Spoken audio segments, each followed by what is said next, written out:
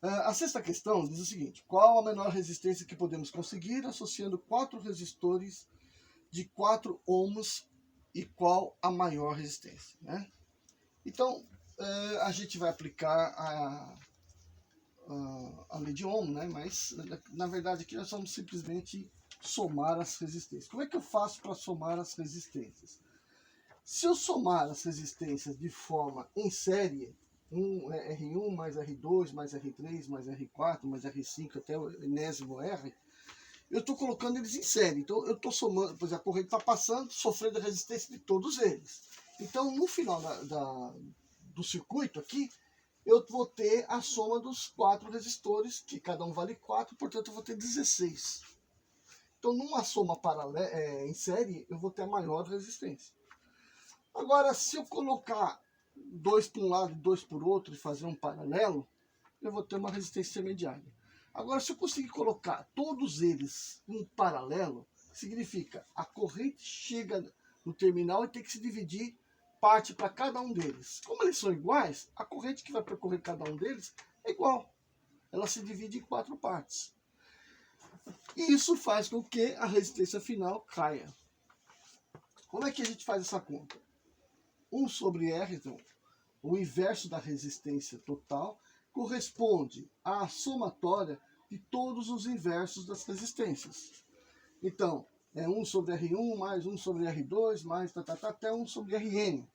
Então, como são 4 de cada um de 4 ohms, eu vou ter 1 quarto mais 1 quarto mais 1 quarto mais 1 quarto, que dá 4 quartos.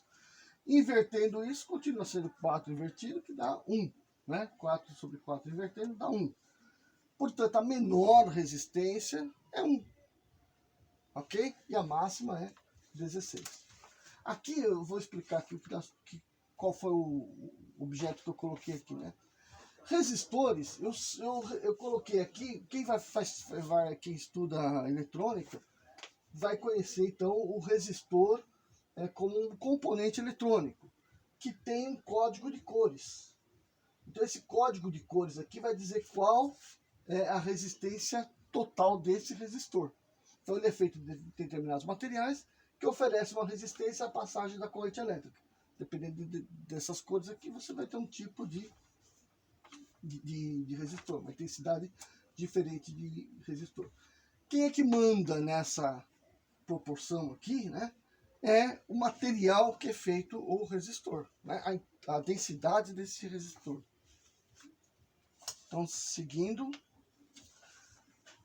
a próxima pergunta é sobre consumo de energia elétrica. Então, tá assim.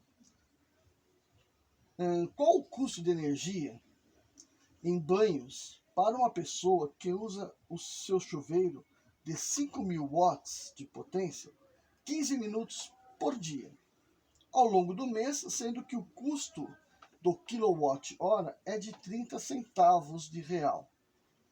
Então, para a gente saber o consumo, né, o custo do consumo, a gente tem que saber a potência do aparelho. Então, no caso aqui, o chuveiro é 5.000 watts. O quanto tempo essa potência vem sendo consumida, que é 15 minutos. Lembrar que o mês oficial é de 30 dias, ok? E que o preço do quilowatt-hora é de 30 centavos de real. Bom, a potência está em 5.000 watts, mas aqui a gente precisa de kilowatt. Então, 5.000 é 5 kg. Então, 5 kW. 5 kW. O tempo no qual ele fica sendo consumido por dia é de 15 minutos. Mas 15 minutos não pode, tem que ser em hora. Estou falando que é em hora. Estou passando para hora, para ser um quarto de hora ou 0,25, né? 0,25. Multiplico isso pelo total de dias e vou multiplicar pelo preço por quilowatt-hora. Então, quilowatt vezes hora, então dá quilowatt-hora, corta com esse quilowatt-hora. Aqui tenho dias para cortar com esse outro dia, sobrou o quê? 30, sobrou o quê? Sobrou reais, né? Centavos de reais. Aí é só multiplicar, tal, deu 11,25 reais por mês que ele está pagando nesse nesse consumo. Então, o que também é importante saber disso, saber aqui? Que a unidade de medida para consumo de energia internacional é kilowatt, e não simplesmente watt, né? Não é, e o tempo é a hora, não é segundos, certo? Então é essa aí a nossa questão. Isso aí cai tudo que é vestibular, gente. Vamos para a próxima, que diz o seguinte: qual a importância de se instalar um DPS nas residências, né? E como é feito? A pergunta é porque o DPS é um dispositivo de segurança. A gente falou do DDR, falou do DPS na sala de aula, falou do disjuntor. Isso aqui é igualzinho a um disjuntor, igualzinho, né? Até a cara de um disjuntor comum. O que ele vai fazer, né? Ele é chamado de DPS, que é para proteger contra correntes súbitas. O que são as correntes súbitas?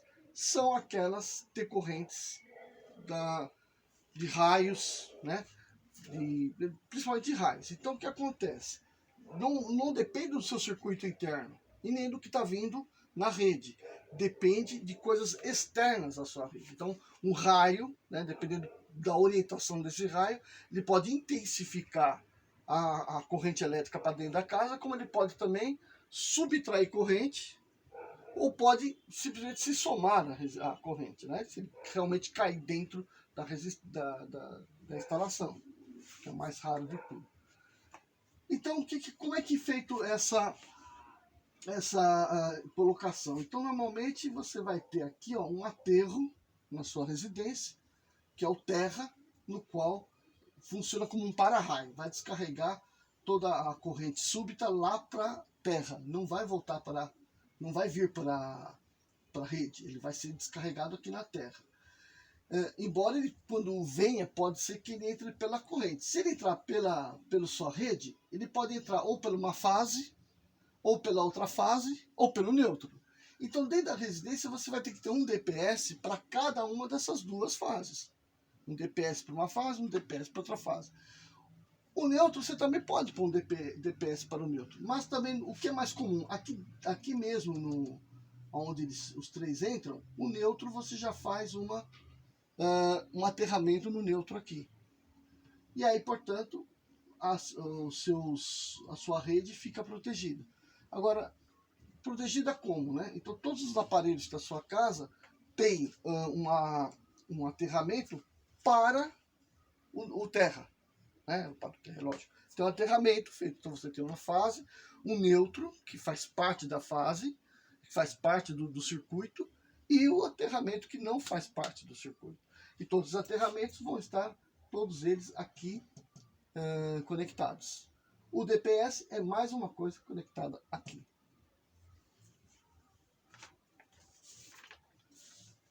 Bom, vamos então para a última questão, que é a questão 9. Um resistor tem 5 metros de comprimento. Um resistor tem meio milímetro quadrado de área e resistividade de 2 vezes 10 a menos 6 ohms metro. Ele é conectado numa rede de 120 volts. Determine qual vai ser a resistência e a corrente que vai ser percorrida por esse resistor. Então, vamos rapidinho lembrar o que diz as leis de Ohm, né? Então, a questão aí é puramente lei de Ohm. Está lá o condutor tem um comprimento e tem uma espessura. A corrente elétrica vai passar por esse condutor, ok? Digamos aqui pelo desenho que o maior potencial está aqui e o menor potencial está aqui. Então a corrente está fazendo isso aqui, certo? Bom, a primeira lei de Ohm nos diz o seguinte, que a razão entre a tensão e a corrente vai ser a resistência do material. Então, é uma questão de proporção. E a segunda lei diz que essa resistência aqui vai depender de quem? Do comprimento desse resistor. Quanto mais longo ele for, maior vai ser a resistência. Vai depender inversamente da área. Quanto mais estreito for, menor for a área, maior é a resistência. E vai depender principalmente do tipo de material. que, que tem resistividade, né? O Rho aqui é a resistividade do material. Cada material tem uma resistividade própria. O mais bonzinho, que deixa passar mais corrente, é a prata. Depois, logo em seguida, vem o cobre para nossa felicidade. Aí vem o ouro, o alumínio, o tungstênio. O tungstênio já é muito grande, então começam a aparecer alguns aparelhos com propriedades resistivas usando o tungstênio. Você quer que naquele circuito seja mais resistivo, você bota um tungstênio lá dentro. A platina, né? E depois aparece o ferro. Olha o ferro, 11 em relação ao cobre, que é 1,7. Ele é mais ou menos 5 vezes mais resistivo do que o cobre. Mas isso não significa que você não vai tomar choque no ferro, lógico que você vai, tá? E parece um nicrocromo, que a maioria das resistências, né, de chuveiro e coisa e tal, geralmente são ligas de nicrocromo, que não é um material, né, natural, ele é uma liga. Aparece aí com 110. Então, o que nós vamos fazer? Nós vamos calcular...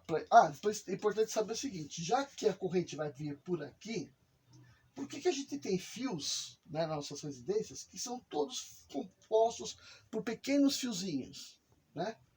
Então, vamos entender. A corrente elétrica, os portadores de carga, que são os elétrons que vão carregar energia elétrica, eles correm pela superfície do material. Então, veja, quanto maior for a espessura, né, maior é essa circunferência. Então, maior a quantidade de corrente passa.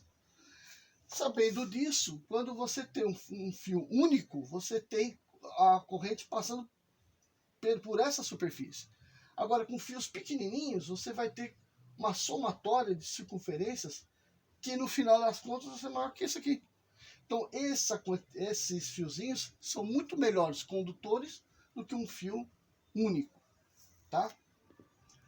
Bom, então acho que está explicada essa parte aí. Vamos para nossa conta. Então, o camarada lá vai fazer um resistor. E aí, o que é um resistor, né? De chuveiro? É um fio longo, enroladinho. E ele é um mau condutor. É um condutor não tão bom quanto o cobre. E aqui, no caso, é bem ruim esse aqui, né? A área dele é de 0,5 milímetro quadrado. A gente não pode usar milímetro quadrado, porque foge do padrão, você tem que colocar tudo na mesma medida. Então, vai ser 5 vezes 10 elevado a menos 6 metros quadrados. E a resistividade desse condutor aqui também é 10 elevado a menos 6 ohms metro. E o comprimento dele é 5 metros.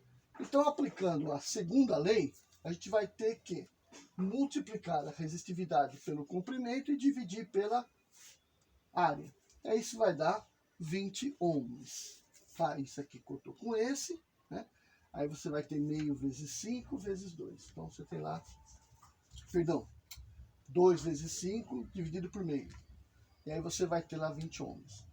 Aí depois, aplicando a primeira lei, então está dizendo que ele está ligado no 120. Então, aplicando a primeira lei, eu vou descobrir qual que é a corrente que vai passar nele. Então, se a primeira lei diz que a resistência é a tensão dividida pela corrente, então a corrente é a tensão dividida pela resistência. 120 volts dividido por 20 ohms, que deu 6 amperes. Então, aí a gente conclui a nossa revisão da prova. Acho que ficou meio confusa a minha explicação, mas tá bom. Acho que todo mundo deu para entender, deu para lembrar das nossas aulas. Vamos lembrar que a gente tem que continuar com esse ritmo, né? Colocando material para vocês acompanharem. Vou continuar usando o Escola em Casa EDF. Já semana que vem já está lá material novo para o segundo bimestre. Inclusive, o primeiro bimestre acaba ainda em junho, né? Ainda está se trabalhando no primeiro bimestre, mas já vai ter a matéria para a gente estudar. Aliás, se tiver que fazer outra avaliação, a gente faz outra avaliação para o primeiro bimestre, mas já vai estar rolando matéria lá. E vai ter esses videozinhos das próximas aulas no canal do YouTube, tá? E eu vou também colocar lá no Facebook da escola, ok? Então, vamos à obra.